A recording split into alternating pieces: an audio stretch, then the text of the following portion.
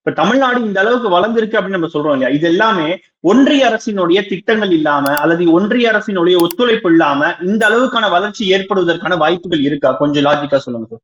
தமிழ்நாட்டினுடைய முதலமைச்சர் அண்மையில கேட்டார்ல ஒரு கேள்வி, வரி கொடுக்க மாட்டோம் என்று சொன்னால் என்ன செய்வீர்கள் என்று கேட்டார். எதற்காக கேட்டார்?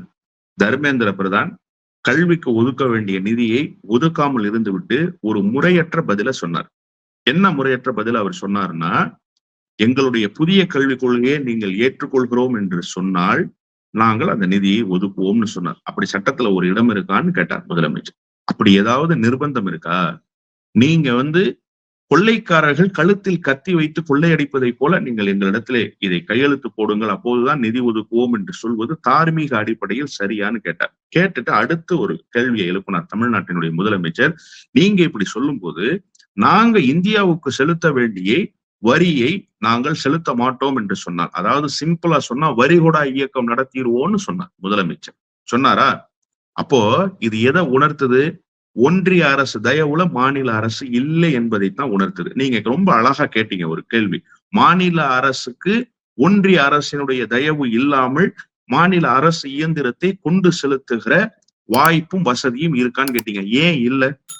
பேரிடர் நிதி கேட்டோம்ல சார், பேரிடர் நிதி கொடுத்தாங்களா? கொடுக்கல சார். பேரிடர் நிதி கொடுக்கறதுக்கு முன்பே மாநிலத்தினுடைய தலைநகரை பேரிடர்ல இருந்து மீட்டெடுத்தது யாரு? மாநில அரசு எடுத்துச்சு.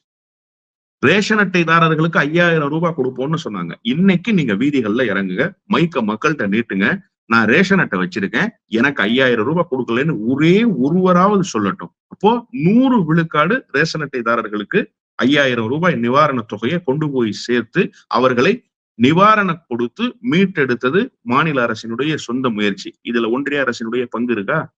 1 ரூபா பங்கு இருக்கா? ஒன்றிய அரசு ஏதாவது ஒரு துரும்பையாவது கிள்ளி போட்டிருக்கா? அப்ப இதையெல்லாம் செய்திருக்கிற மாநில அரசுக்கு இனி அடுத்த கட்டத்தை நோக்கி நகர்த்துவதற்கு ஏன் முடியாது? ஏன் செய்ய முடியாது?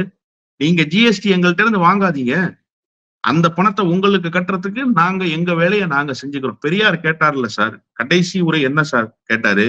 உனக்கும் எனக்கும் என்னடா உறவு கேட்டார்ல. நீ இல்லைன்னா எனக்கு என்ன மோசமாச்சு? கம்பு விளையிலையா சோளம் விளையிலையா? நீ யார் என்ன ராஜரீகம் செய்வதற்குன்னு கேட்டாரு. அந்த குரல் இந்த மாநிலம் சுயமாக தன்னை பார்த்து கொள்ளும் என்கிற குரல் அன்றைக்கு இருந்ததை விட 100 மடங்கு செம்மைப்பட்டிருக்கிறது.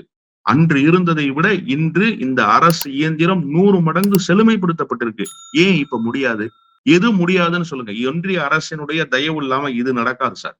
இந்த திட்டத்தை நீங்க செயல்படுத்த முடியாது அப்படின்னு நீங்க சொல்லுங்க.